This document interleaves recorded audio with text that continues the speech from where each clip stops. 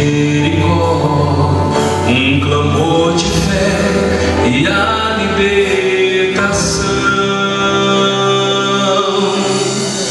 Pessoas tão comuns como eu e você, permitindo Deus usar o seu poder. Fico impressionado ao pensar que para Deus conseguir me usar é preciso primeiro eu permitir fechar os olhos e acreditar, sentir a essência do meu ser cantar. Ó meu Deus, vem a vida possuir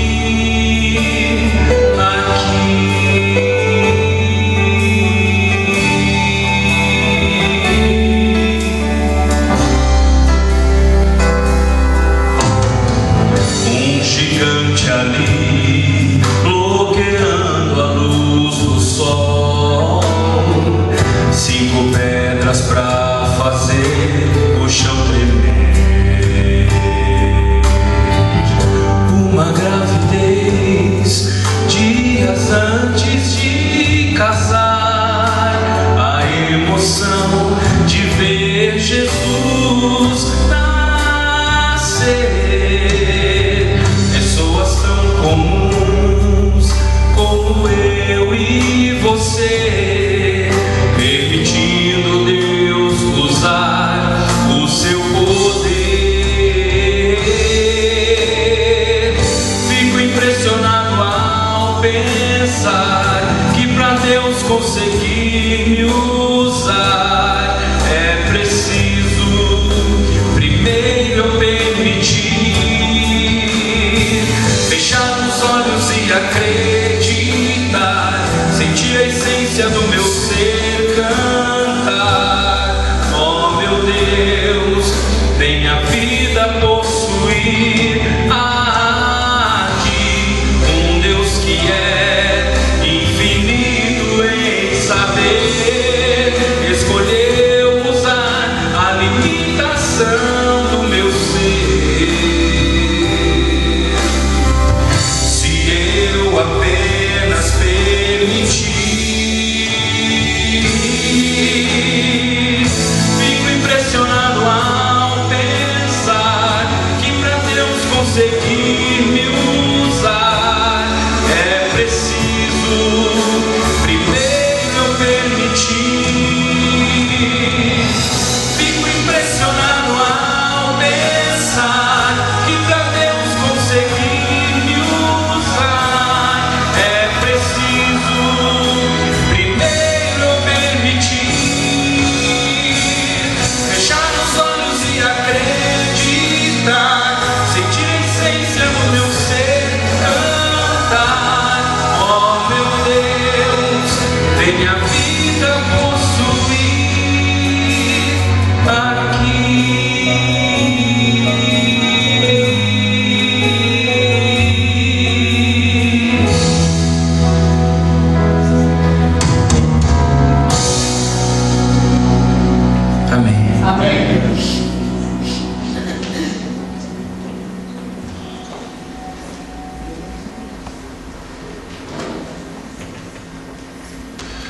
Boa noite. Boa noite. Obrigado pela música. Bonita voz você tem. Aliás, todos os que estão cantando aqui todos esses dias, parabéns à igreja. Tantos dons musicais que a gente percebe nesta igreja querida. Que bom que você está aqui mais uma noite. O Jama já estava querendo encurtar a nossa semana de oração, você viu, né? Mas nós vamos ficar até sexta-feira, viu, Jama? Tá tudo certo. O Jama tem sido uma bênção, tem me ajudado aí, me conduzido, me levado para comer.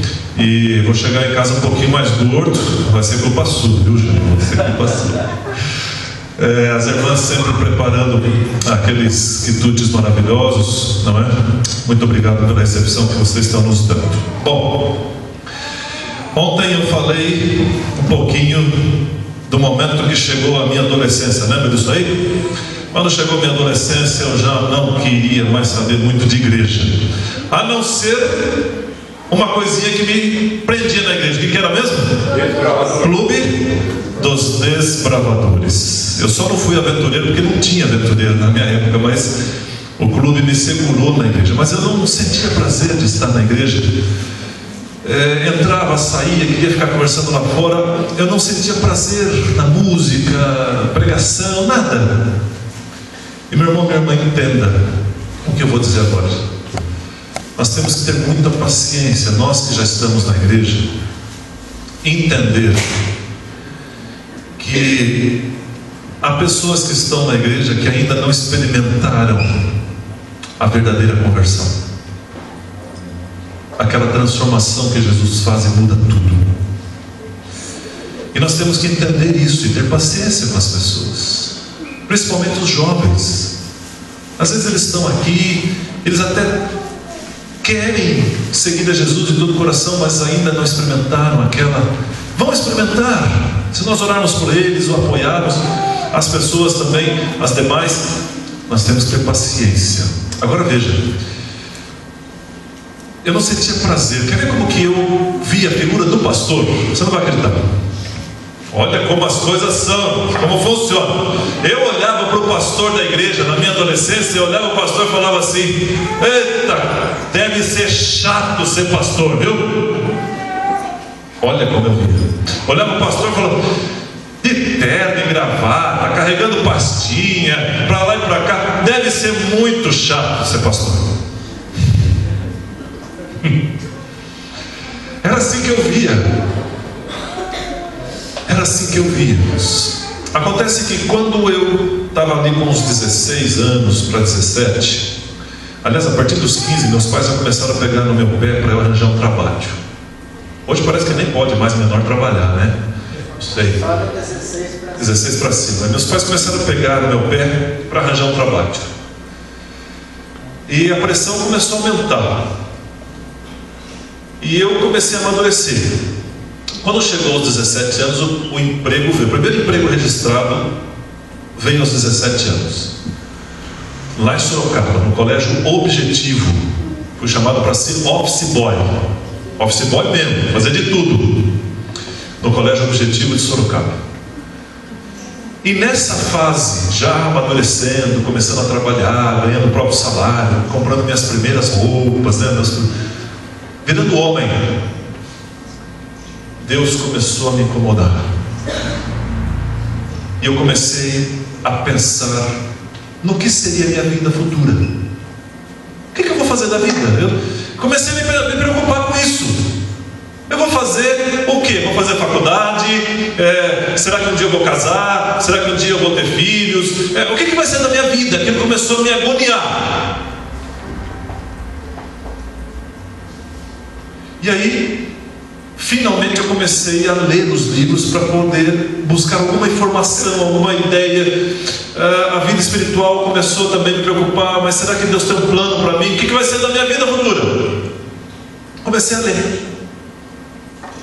Nesse momento eu estava trabalhando o dia todo, comecei a estudar de noite, então ficava quase todo dia fora, porque trabalho de dia, escola de noite. Só que eu estudava numa escola pública, estadual. Eu não sei como está hoje, mas naquela época, a escola estadual de noite, ensino médio, toda noite faltava um professor, basicamente, toda noite. E aí, quando todo mundo saía da classe, né, faltava o professor não veio, todo mundo saía da classe para comer, para conversar. O que eu fazia? Eu pegava um livro que eu tinha guardado dentro da bolsa, porque eu estava buscando entender o que eu vou ser, o que vai ser da minha vida no futuro, aquilo estava me preocupando. E eu comecei a ler, e fui lendo um livro, fui lendo outro. Um dia peguei um livro de Ellen White, peguei o outro, comecei a ler. Não entendia muito a princípio, mas estava tentando descobrir alguma coisa. Será que Deus tem um plano para mim? E fui lendo, e fui lendo, e fui lendo. Até que um dia, muito preocupado com a minha vida futura, Eu fui lá na estante do meu quarto pegar o livrinho que eu tinha ganho na escola sabatina. Lembra que eu contei? Como Jesus tratava as pessoas. Gravou. Um livrinho que eu tinha ganho 4 anos antes na escola sabatina, porque o professor me fez passar a lição, não é? Eu passei e ele me deu um livrinho de presente.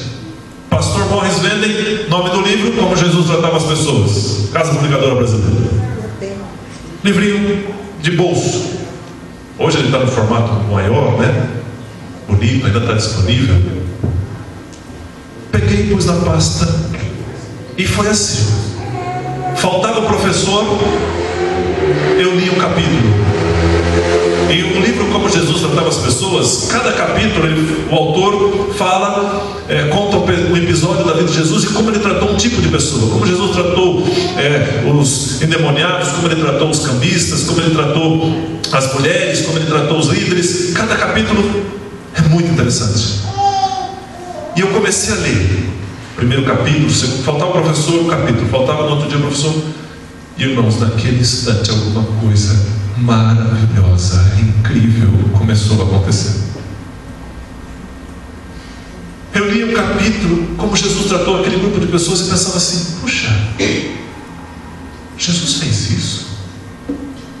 Jesus disse isso? Aquilo começou a mexer comigo, porque desde pequeno na igreja parecia que eu nunca tinha ouvido aquilo, nunca tinha lido algo parecido. Tantos sermões que mas nunca prestava atenção, na verdade, né? Outro capítulo, Jesus fez isso, Jesus falou isso, Jesus tratou as pessoas desse jeito. Mas aquilo começou a me tocar, começou a mexer comigo. E eu fui lendo, e fui sugando, absorvendo a vida, o caráter de Jesus. Quem é Jesus? O que ele fez, o que ele falou. Um livrinho. E foi mexendo comigo, foi mexendo comigo, foi mexendo comigo. Até que cheguei no último capítulo. Fui para a escola um dia, o professor faltou, todo mundo saiu da classe. Eu fiquei e lá fui para o último capítulo. O título do último capítulo desse livro é A Caminho da Cruz. Irmãos, daquela noite, puxa, é como se fosse hoje, eu não esqueço. Tem alguns que não lembram o seu momento exato de conversão. Eu sei exatamente o dia, a hora e como aconteceu. Eu abri no último capítulo, A Caminho da Cruz, e o pastor Morris Venden, falecido já, pastor americano, ele começa a relatar Jesus subindo ao Calvário, o seu sofrimento, a sua angústia, as mulheres chorando, os guardas empurrando, as pessoas gritando crucificam, e ele subindo a Via Dolorosa, as carpideiras chorando. Em algum momento ele para e diz para as mulheres: mulheres, não chorem por mim, chorem por vossos filhos e por Jerusalém. E ele sobe sangrando, cansado, até que quando chega lá no Calvário, os bandidos, os dois que estão ali para serem crucificados com Jesus, eles lutam para não serem crucificados, mas Jesus não, Jesus se deita mansamente na cruz. Foi para aquela hora que ele veio. E eu lendo aquilo, irmãos, como se fosse a primeira vez, como se fosse tudo inédito para mim. Os pregos são trazidos, pregos de 18 centímetros, pregos romanos. Suas mãos são cravadas na madeira, seus pés são cravados na madeira. A cruz é levantada. Quando a cruz cai no buraco, o solavanco rasga as carnes de Jesus. A dor é indescritível. E aí então, quando ele já está pregado entre o céu e a terra, sangrando, sofrendo, pessoas zombando, outras chorando, ele diz a frase que mudou a minha vida. Está na Bíblia, mas eu nunca tinha lido, nunca tinha percebido. Sangrando, prestes a morrer, com zombaria em seus ouvidos, Ele diz: Pai, perdoa-lhes. Perdoa-lhes porque não sabem o que fazem. Meu irmão, minha irmã, foi ali. Foi nesse instante que o Espírito Santo atingiu meu coração totalmente. Amém. Eu lembro como se fosse hoje. Eu estava sentado na carteira com o livrinho aqui. Aí quando eu li essa parte, Pai, perdoa-lhes porque não sabem o que fazem, eu lembro que eu levantei a cabeça, respirei, abaixei de novo, encostei ela aqui, meio querendo chorar, e disse uma coisa naquele instante. Saiu assim. Eu disse: Senhor, perdoa-me também.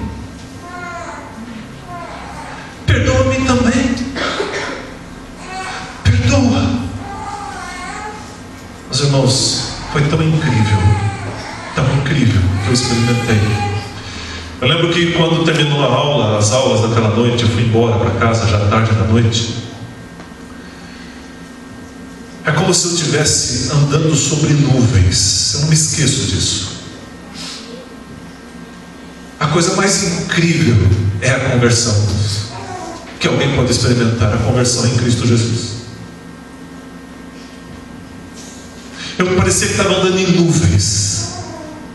E naquele dia tudo mudou. Mas tudo mudou. No sábado anterior, ou nos sábados anteriores, eu ia para a igreja e sentava no último banco, quando ficava dentro da igreja. No sábado seguinte, a conversão, eu sentei no primeiro banco da igreja. Como é que pode isso? 2 sábados depois, eu procurei o meu amigo que era líder jovem da igreja e falei: Ô Adilson, por favor, como é que eu posso te ajudar? Me põe aí para te ajudar. Como é que pode alguém que nem conseguia falar em público? Vamos, a conversão mudou tudo. Tudo. E eu descobri quem era Jesus. Amém. Eu tinha 18 anos. 18 anos. Aos 18 anos, Jesus entrou definitivamente e mudou a minha vida. Nasci na igreja, cresci na igreja, mas foi só aos 18 que o milagre da conversão aconteceu no meu coração. E tudo mudou. Você não acredita o que aconteceu depois? Quer saber?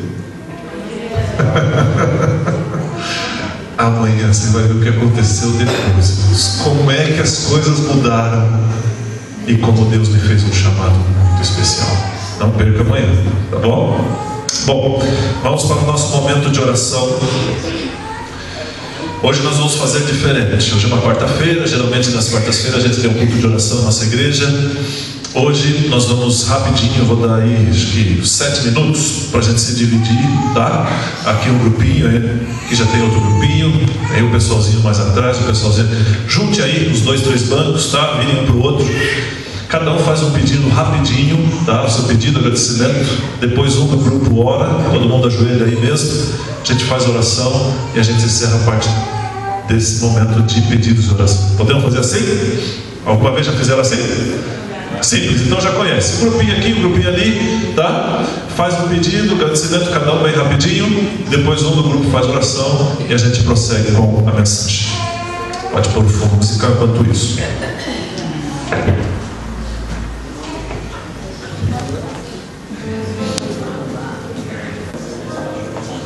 Tem algum grupo que ainda não orou?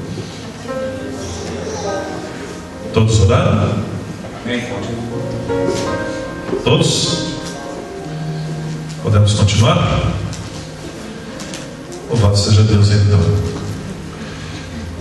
Pega a sua Bíblia então e vamos abrir no livro de Juízes. Juízes. Não é muito comum a gente abrir um livro de Juízes para um sermão, mas tem uma história aqui que você conhece e nós podemos tirar algumas lições preciosas nesta noite. Juízes capítulo 13.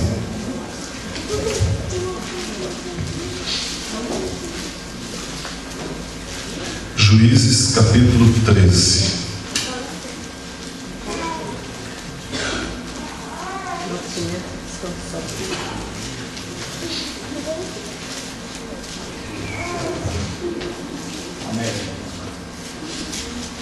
Juízes capítulo 13, versículo 1 em diante.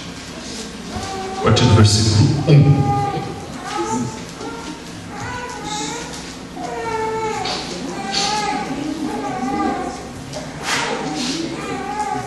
Juízes capítulo 13, a partir do versículo 1. Diz assim: os israelitas voltaram a fazer o que o Senhor reprova, e por isso o Senhor os entregou nas mãos dos filisteus durante 40 anos.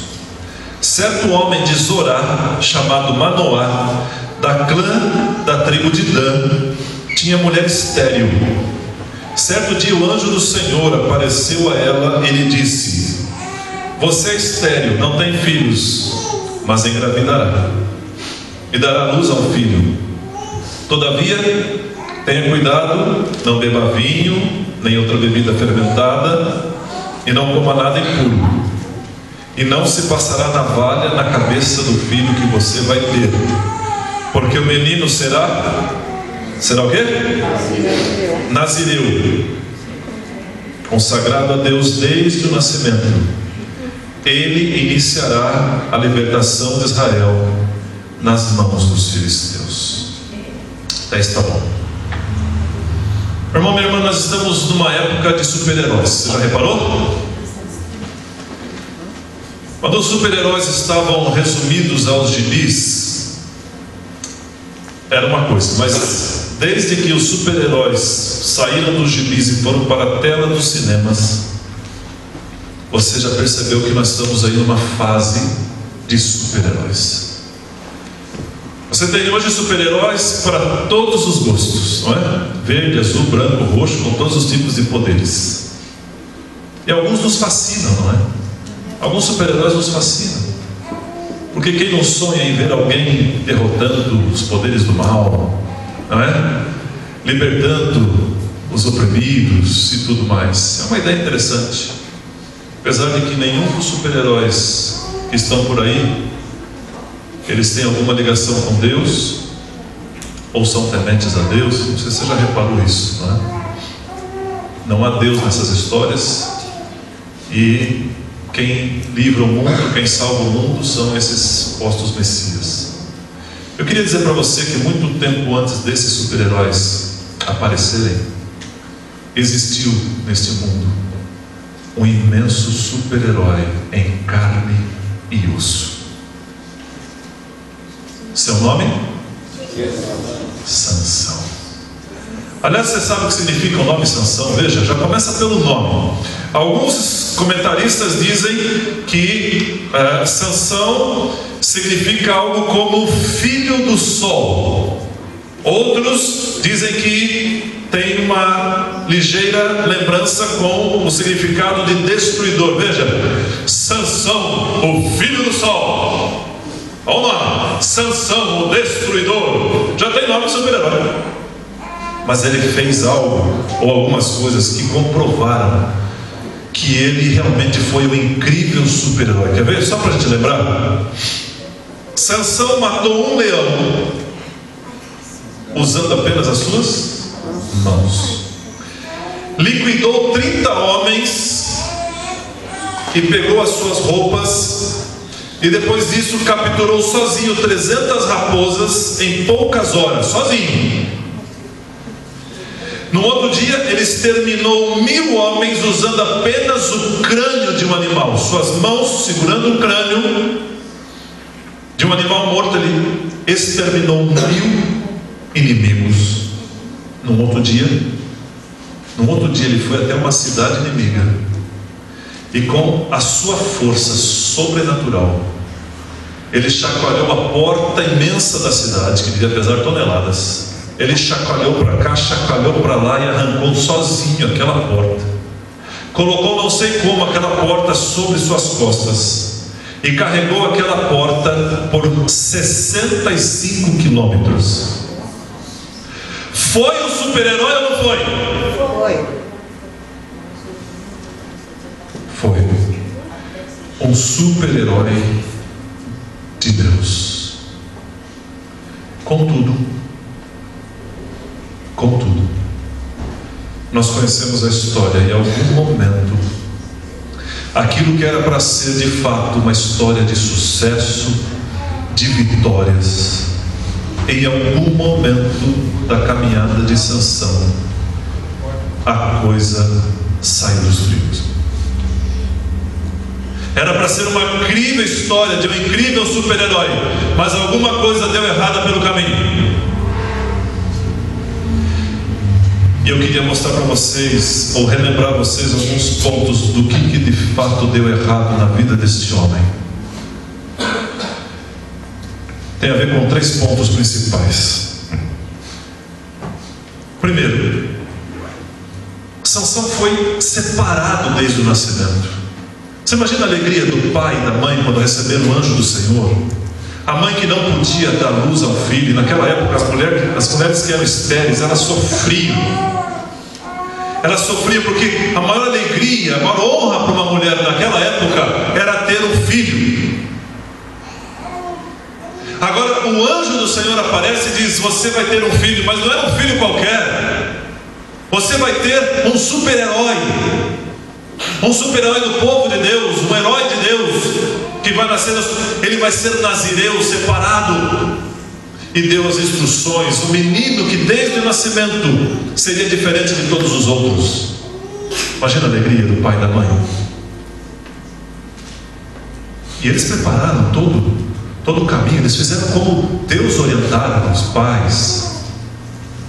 Faça, eduque seus filhos do jeito que Deus orienta. É o único jeito de garantir alguma coisa no futuro deles. Os pais fizeram, prepararam tudo e tal. O menino nasceu e começou a crescer dentro das orientações e tal, até que ele ficou jovem. E quando ficou jovem, alguma coisa deu muito errado. Qual foi o primeiro grande erro de Sansão? Ele saiu da redoma que Deus havia colocado ele. Ele ultrapassou uma linha que ele não podia ultrapassar. Onde ele decidiu ultrapassar essa linha e foi ter com os idólatras, com os inimigos do povo de Deus. E aí começou todo o problema. Veja o que eu vou te dizer agora, por favor. Quando Deus nos chama, quando Deus nos coloca no seu caminho, na sua estrada, Deus, Ele faz um risco. Vamos imaginar um circo em volta da gente. Ele coloca umas fronteiras em volta da gente e diz assim: filho, agora você fica dentro desse círculo. Enquanto você estiver dentro desse círculo, enquanto você caminhar comigo dentro desse círculo, enquanto você não avançar para as margens, não ultrapassar as linhas, eu vou cuidar de você.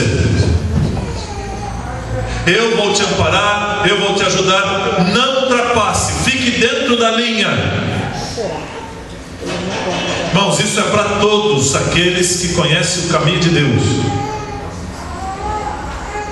E só existe segurança enquanto a gente permanece dentro desse círculo que Deus nos coloca. Agora, pastor, que círculo é esse exatamente? Esse círculo se chama lei de Deus. Se chama os 10 mandamentos. É essa lei que compõe esse círculo, essas margens que vão nos manter seguros juntos ao Senhor Jesus. Mas você já reparou o que a gente faz? Você já reparou o que a gente faz? A gente fala de Sansão, mas veja, olha o que a gente faz, olha o que o ser humano faz. Mesmo quando Deus já colocou a gente dentro do círculo, está aqui a linha, a gente vê a linha, a gente sabe que não pode ultrapassar essa linha, não há segurança depois da linha. Jesus falou: não ultrapasse, fique dentro da lei, fique dentro do meu caminho. A gente vê a linha, o que a gente faz? Está ali a linha. Aí um dia a gente chega perto da linha, olha, está aqui a linha, que legal, bonita essa linha.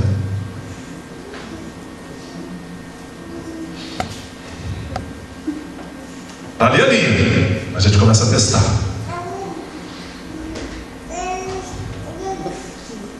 Não é? Que nem Eva lá no jardim velho. Disse, não, ultrapassei a linha, não aconteceu nada. Deus diz, não ultrapasse. Não ultrapasse, porque lá é o terreno do inimigo. Eu não posso te ajudar se você for para lá. É aqui o teu lugar, fique aqui. E a gente começa. E a gente vai testando. Esse é o nosso grau, irmãos. Por que a gente faz isso? E é principalmente na juventude, como Sansão estava naquela época, que a gente às vezes começa a testar essa linha. E no momento que ultrapassa a linha, você se coloca num terreno onde o poder de Deus já não é tão grande para te salvar, para te guardar. E foi exatamente o que Sansão fez. Ele viu a linha, ultrapassou a linha e foi ter com os idólatras. O que Sansão foi fazer lá? Por que ele foi lá? Deus havia dito que ele era aquele que ia libertar o povo de Israel dos inimigos. O que ele foi fazer lá com os inimigos? Mas não dá certo. Não dá certo para um cristão adventista ultrapassar a linha e ir lá no baile. Não dá. Não dá, não vai funcionar. Ultrapassar a linha para conhecer o festival de forró da cidade não vai dar certo.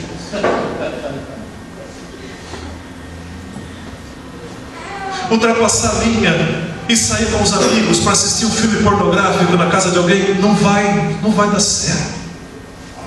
É o terreno do inimigo lá. Porque ultrapassar a linha e acessar um site que não é o site que Deus quer que você acesse?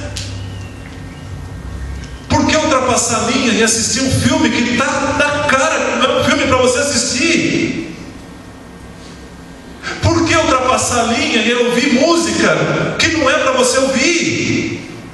Irmãos, aí que começa muitas vezes o nosso drama. Nós escolhemos ultrapassar a linha. Deus nos colocou no lugar tranquilo, correto, e diz, fica aqui que eu vou te guardar. Mas por que a gente quer ultrapassar a linha? E lá foi Sansão, ultrapassou a linha e foi para o território do inimigo, para encontrar com os inimigos. Aí começou o problema na vida de Sansão. Ultrapassou uma linha que não podemos ultrapassar. Entenda que quando a lei diz para nós, não faça isso, não faça aquilo, é para nos salvar, é para o nosso bem.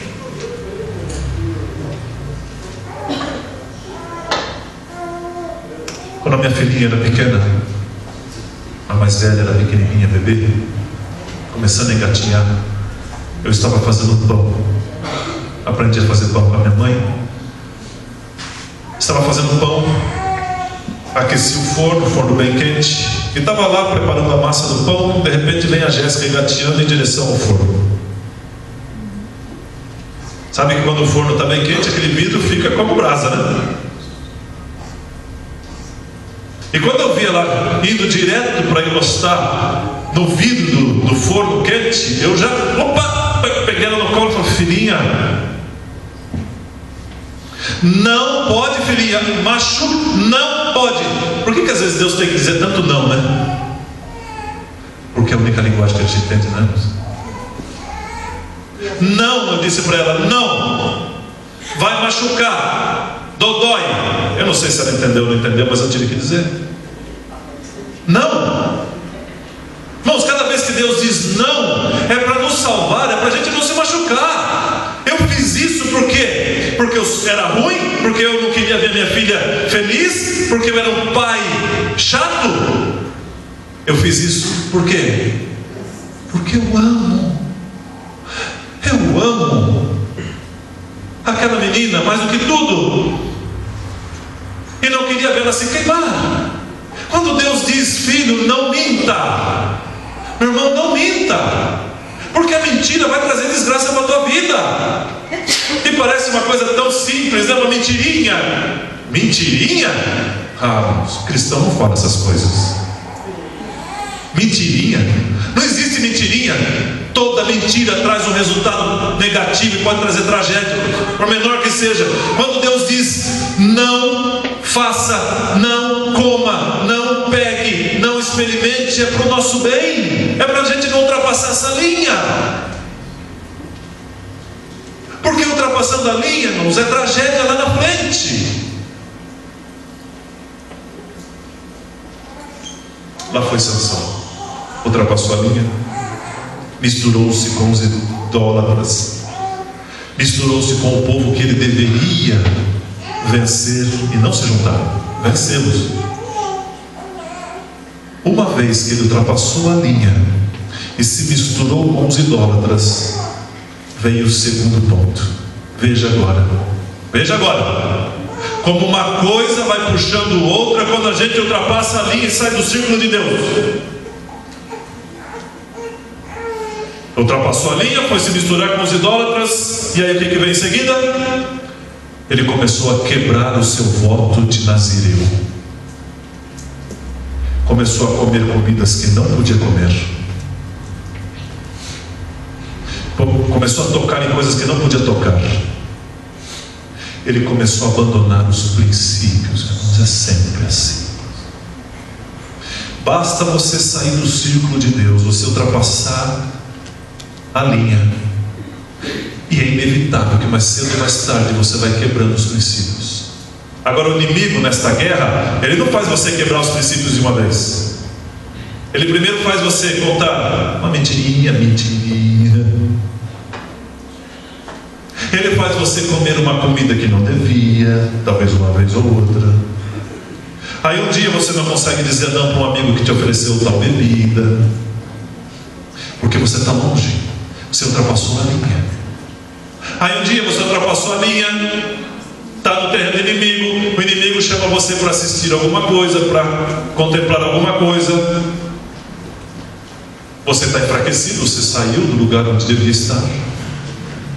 E começa a quebra dos princípios. Foi isso que aconteceu com Sansão.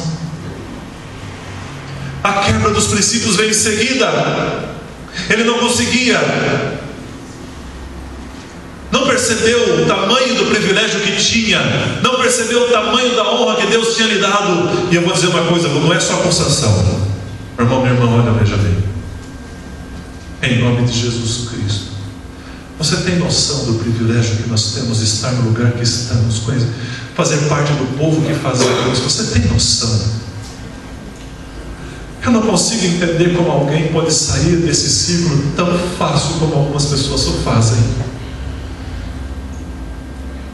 Deus nos colocou, irmãos, num lugar tão privilegiado. Você tem noção quantas pessoas estão morrendo todos os dias sem ter o privilégio que você tem? São 300 mil pessoas por dia, por baixo, que morrem, segundo as estatísticas no mundo. 300 mil por dia morreram hoje. E você está vivo e está dentro do círculo. Por que sair? Porque eu tenho encontrado adventistas que brincam tanto com o pé na margem. Porque eu tenho encontrado cristãos que ficam namorando tanto o outro lado. Por quê? Olha o privilégio que nós temos, olha a honra que Deus nos deu. Estamos no caminho certo, no círculo certo, na igreja certa. Mas não permita que o inimigo coloque você do outro lado da margem. Não permita. Não avance, não cutuque, não queira saber o que tem do outro lado. Não vale a pena. Não vale a pena.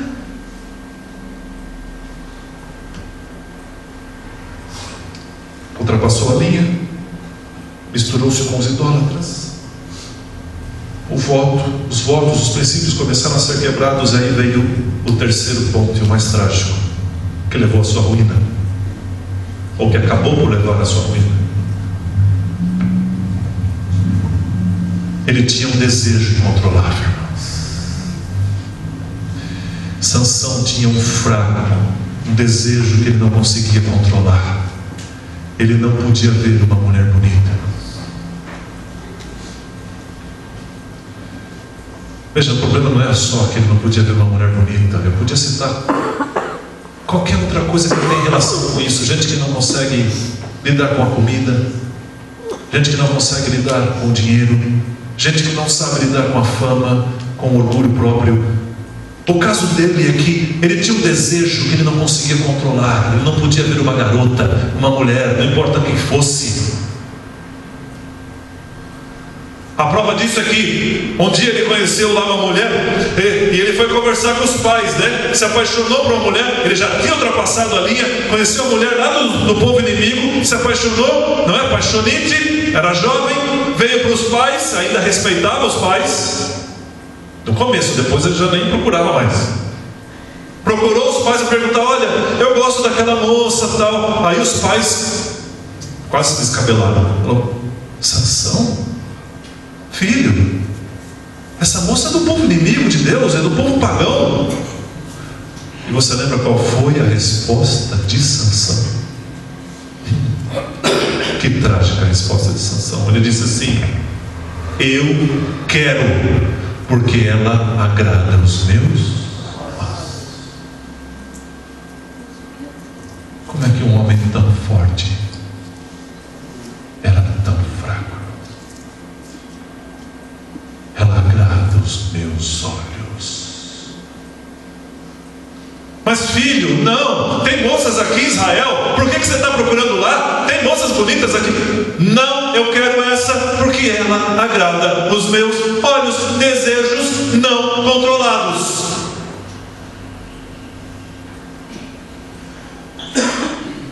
Quantos já se perderam por causa disso?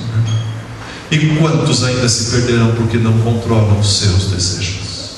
Mas é claro que não vão controlar. Não há poder em nós para controlar. Vamos entender isso de uma vez por todas, meu irmão, minha irmã. Não há poder em nós para vencer o pecado. Uma vez que você sai do círculo onde Deus pode atuar e te ajudar a vencer, você ultrapassa a linha. Onde está o poder disponível para você vencer? Você está no território do inimigo. Você está no território daquele que pode te derrotar para sempre.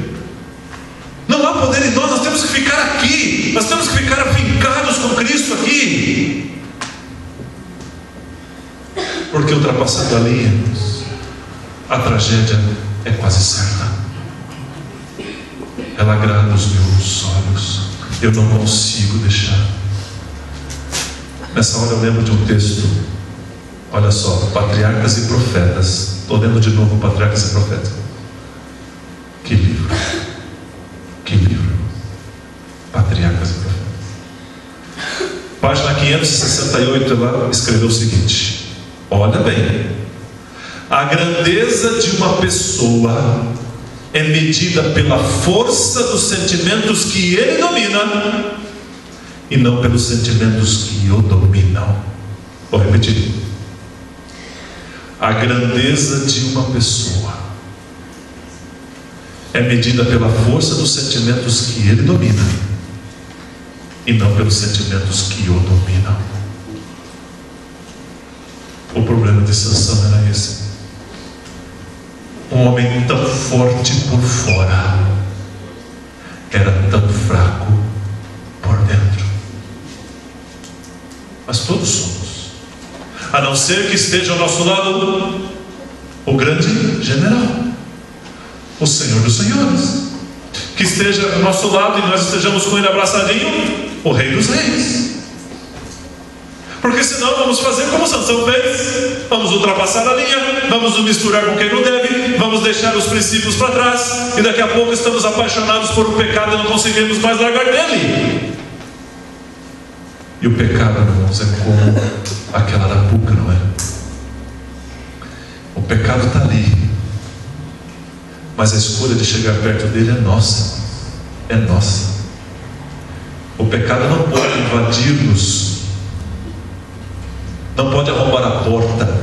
Nós abrimos e escolhemos. É como a arapuca que está ali. Você decide se entra ou não. Mas por que entramos tão fácil?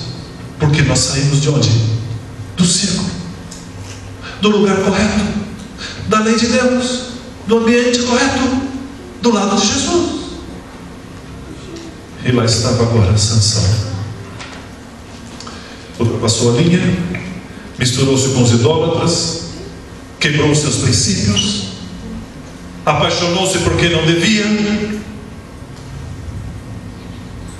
E eu acho trágico, mas também a gente tem que pensar que quando Sansão finalmente foi derrotado, acabou contando o segredo que nunca deveria ter contado, porque era fraco com aquelas mulheres. A primeira coisa que foi lhe tirada, não desculpe eu dizer isso, mas antes Sansão tivesse perdido os olhos quando ainda estava com Deus. Agora você entende por que Jesus disse assim: se o teu olho te faz pecar. A gente não entende muito essas palavras de Jesus quando ele diz: se o teu braço, tua mão te faz pecar, arranca fora. Se o teu olho te faz pecar, arranca fora. Ora, Jesus está dizendo literalmente: arranca o olho? É isso? Não. Ele está dizendo que às vezes, para ficar ao lado de Jesus e não fazer o que é errado, a gente tem que passar por uma dor. A gente tem que pagar um preço. E esse preço às vezes é doloroso, como arrancar uma mão e um olho, mas vale a pena para ficar ao lado de Jesus. Antes, irmãos, me desculpe, mas antes Sansão tivesse perdido os olhos quando ainda estava ao lado de Jesus, porque daí ele não ia ficar paquerando o pecado como ele paquerou. Não é curioso que a primeira coisa que Satanás tirou dele foi as suas forças e em seguida os seus olhos?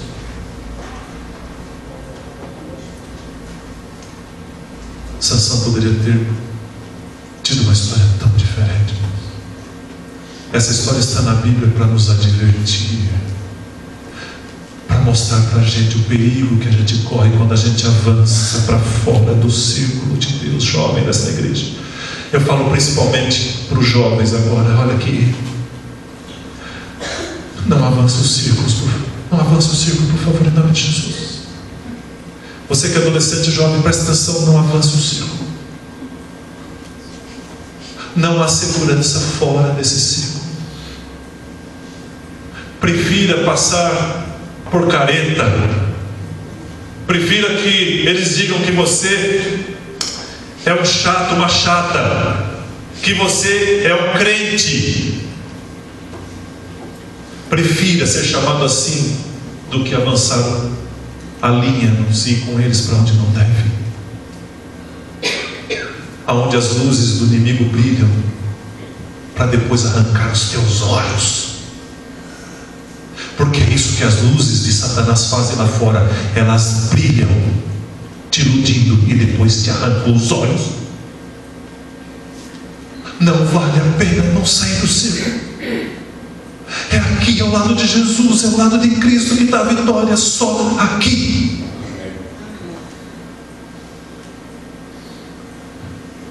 Ah, irmãos, mas Deus é tão bom, que apesar de Sansão estar agora entre correntes, as correntes das suas próprias escolhas de pecado, apesar de Sansão estar sem os olhos, cabeça raspada, humilhado, virou chacota dos inimigos, virou como um animal para eles, Deus ainda poderia cumprir algo se Sansão se arrependesse, irmãos. E Ellen White diz no livro que ele se arrependeu quando estava com as cadeias em seus braços e pernas. Ele percebeu o erro que cometeu quando avançou a primeira vez a linha que não deveria avançar. E arrependido, meu irmão, minha irmã, o arrependimento é tão importante. Que dom maravilhoso de mostrar a Deus para nós os nossos erros e dizer: filho, volta. Nunca é tarde para voltar. Nunca. Volte. Sansão foi se arrependido diante do Senhor, pediu perdão, não podia mais voltar, os olhos não podiam ser restaurados, mas Deus é tão bom que no fim da vida de Sansão, Deus cumpriu naquele grande herói o que tinha planejado: destruir os inimigos do povo de Deus. Não precisava ter nascido daquele jeito, precisava? Não precisava ele ter morrido com eles ali, não. Mas Deus ainda conseguiu cumprir o papel final que Sansão precisava cumprir, porque Deus é misericordioso. Mas podia ter sido uma história com um final tão diferente. Às vezes eu fico pensando, quando eu encontro irmãos e irmãs que se afastam da igreja, vou visitá-los, tento trazê-los de volta para o círculo. Irmãos, esse é um trabalho que faço constantemente. E digo constantemente porque não queria que fosse constantemente, mas constantemente é. Porque tem muita gente que se aventura para depois se lembrar que não deveria ter avançado ali. Alguns voltam, alguns nunca voltam. E para esses que nunca voltam, irmãos, eu sei o que vai acontecer. Eu sei. Porque as histórias se repetem, se repetem, se repetem. É fracasso. Nunca vou esquecer uma amiga que se afastou da igreja logo que fui para a faculdade. Era secretária da igreja. O casamento desmoronou, ficou desanimada, se afastou. Trabalhava de diarista. Um dia foi limpar uma casa no sobrado, fora da igreja, afastada da igreja. Foi limpar a janela da sala que era em cima no sobrado.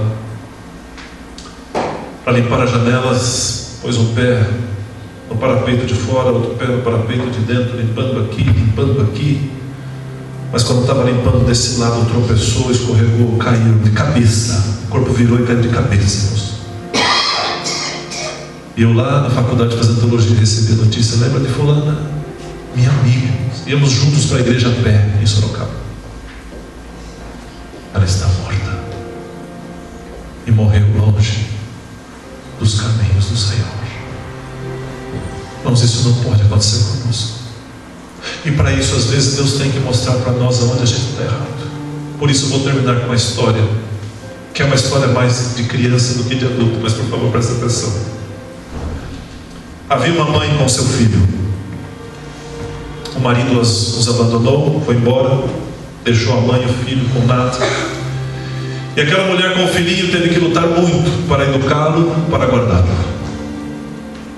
Morava num casebre muito pobre, ela trabalhava o dia todo, deixava o filho na escola de manhã, ia trabalhar.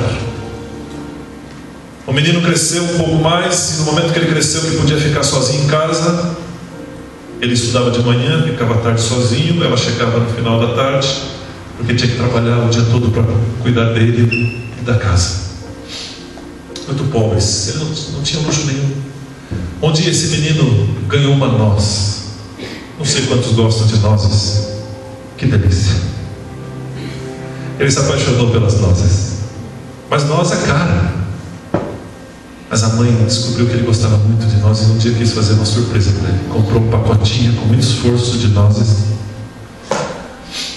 Chegou um dia do trabalho para ele. Quando o menino viu aquele pacotinho de nozes, nossa, que alegria! Que alegria! Mas a mãe falou: calma, você não vai comer tudo de uma vez não. É uma noz por dia, depois do almoço. Nossa, o semblante dele já caiu. Mas só uma, mamãe? Só uma? É caro. Não pode comer tudo de uma vez. Tá bom, mamãe. A mãe muito esperta pegou todas as nozes e colocou dentro de um jarro que tinha ali na mesa da cozinha. Mesa muito simples. O jarro era mais ou menos assim. Já viu aquele jarro que tem o corpo bem gordinho assim e depois o pescoço fininho e longo? Já viu? Aí o que ela fez? Ela começou a colocar ali as nozes, né, uma por uma. Aí elas caíam pelo pescoço, dava certinho, né, o tamanho da noz do pescoço. Aí juntava lá na parte gordinha do vidro. E falou para ele: olha, mamãe vai confiar em você, tá bom? É uma noz por dia. Você come uma hoje, amanhã depois do almoço você come outra. É assim, tá bom, filho? Tá bom, mamãe. No dia seguinte, mamãe foi trabalhar, foi para a escola, voltou da escola, comeu a comidinha que a mamãe tinha deixado, e aí veio a sobremesa. Pegou a noz, como a mamãe tinha ensinado, comeu deliciosamente a noz. Foi brincar um pouquinho, mas aconteceu que era inevitável.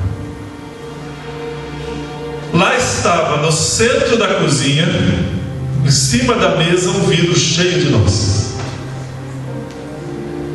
E começou a tentação. Começou a tentação. E ele ia para cá, olhava para o vídeo de nós. Daqui a pouco passava para o outro lado, olhava para o vídeo de nós. E só pensava nas nossas. Até que ele não aguentou. Até que ele não aguentou. Ele pegou, enfiou a mão lá para pegar mais uma noz, agarrou a noz e foi puxar. Quando ele foi puxar, não saiu. Levou um susto, puxou daqui, puxou dali e não saía de dentro. Aí ele chacoalhou mais um pouco, chacoalhou e não saía. Ele começou a ficar desesperado porque já estava perto da mamãe chegar. Imagine se a mãe visse ele naquela situação. E ele chacoalhou e balançou aqui e balançou ali e não saía. E aí a mãe chegou. E quando a mãe chegou, viu a cena: o filho com o jarro pendurado na mão, a mão lá dentro do jarro, chorando. Quando ele viu a mãe, já começou: oh, mãe, me perdoe, me perdoe, me perdoe, mãe. A mãe olhou para o filho e disse: filho, o que está fazendo? Ah, mãe, me desculpe, me desculpe. A senhora tinha dito que era só uma noz, mas eu não aguentei, eu queria comer a noz e eu enfiei a mão. Agora está presa, mãe, me ajude, tira ele daqui.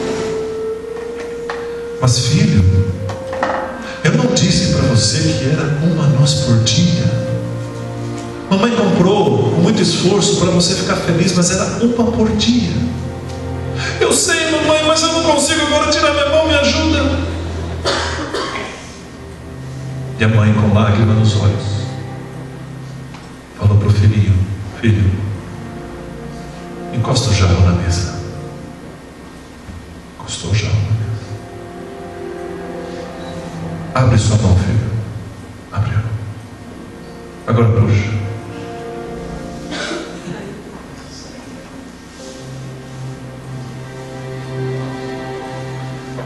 Mas às vezes a gente se agarra ao pecado de um jeito. Por quê? Às vezes a gente permite se agarrar ao pecado e ficamos lá presos ainda, passando vergonha, passando tristeza,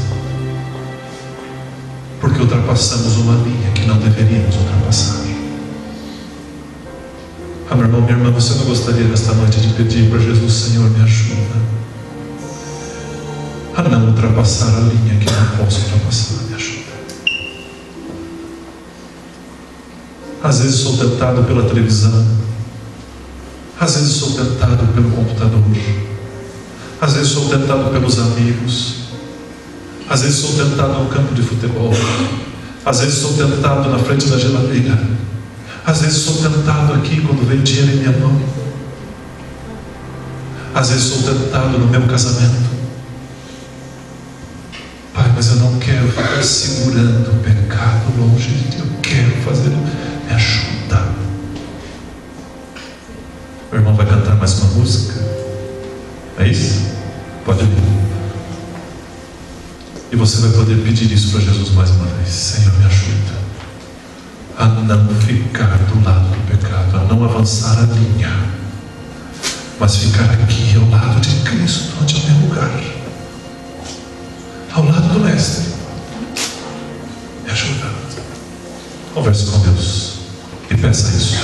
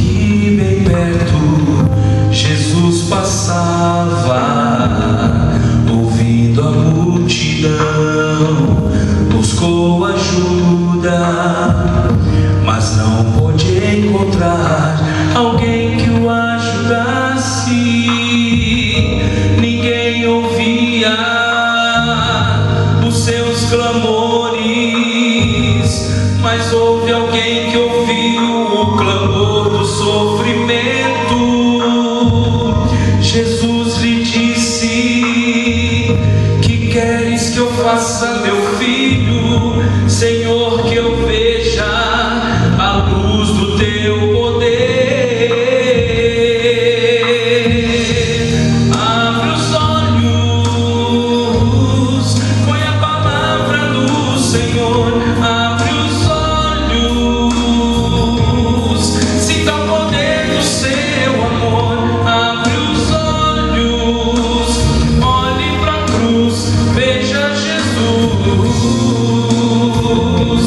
Abre seus olhos.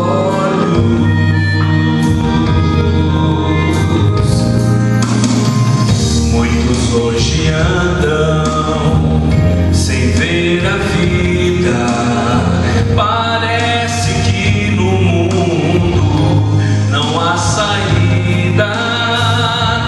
Entristecidos, caminham cegos, buscando encontrar alguém que lhes ajude. Muitos aqui estão nesta congregação e não enxergam mais a cruz do nosso Mestre. Estão perdidos dentro do templo. Basta erguer os olhos e curados nós sereis. Abre os olhos, foi a palavra do Senhor. Abre os olhos, sinta o poder do seu amor. Abre os olhos, olhe para a cruz, veja Jesus. Abre os olhos, foi a palavra do Senhor. Abre os olhos, sinta o poder do seu amor. Abre os olhos, olhe para a cruz, veja Jesus. Abre seus olhos, abre seus olhos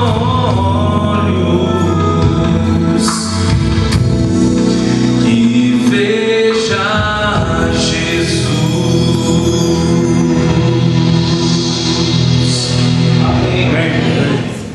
Fez o seu pedido a Deus? Então fique em pé e eu vou orar para você. Feche seus olhos. Pai querido, nós aprendemos mais uma vez nessa noite, Pai, que o Senhor tem um lugar para nós. Não há lugar mais desejável do que estar ao lado de Jesus, caminhando dentro do círculo de Tua palavra e de Tua lei. Pai, mas como é fácil às vezes ultrapassar a linha. Por que fazemos isso? Pai, nós não queremos ultrapassar a linha. Sansão fez isso, Pai, e quanta tragédia aconteceu. Pai, a nossa vida não pode ser uma vida de tragédia. Nós queremos a vitória. Amém. Ajuda-nos a não ultrapassar as linhas, ficarmos dentro do círculo que o Senhor nos colocou da Tua palavra. Amém. Abençoa Teus filhos e filhas, esses que estão rogando ao Senhor a vitória. Amém. Que o Senhor conceda a eles o Teu poder. Amém. Que o Senhor derrame sobre eles o bom e santo Espírito. Amém.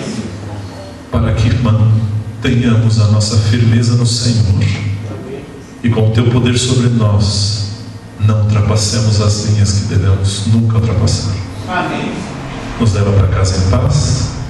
Nos deu a Tua graça e misericórdia. Nós oramos em nome de Jesus. Amém. Amém.